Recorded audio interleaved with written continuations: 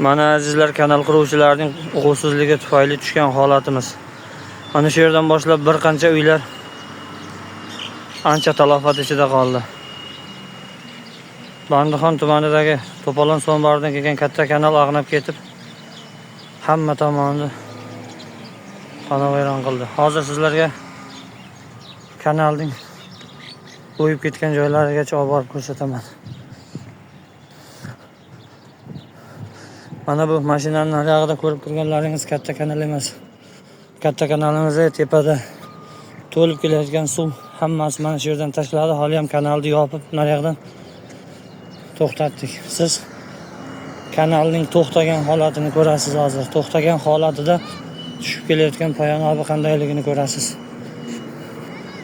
Mana shu yerdan shunchalar suv keldi-ki, mana mashinalar o'tib kelayotgan joyda ham suv tushdi.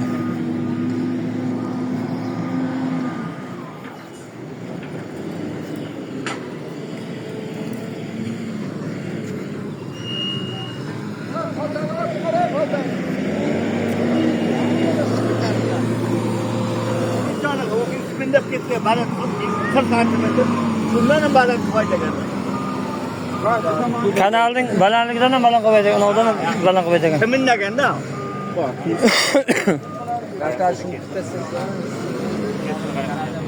Nechtalar uyning ostidan o'tib ketdi suv. Kenjakaning uyning ostidan o'tdi, O'ktam akadan o'tdi, Sadat opamdan o'tdi, Jahon akamning uyidan o'tdi, bizning uydan o'tdi. Ha, ulardan o'tib ketdi. Dehqonchiliklar hammasi rasvo bo'ldi.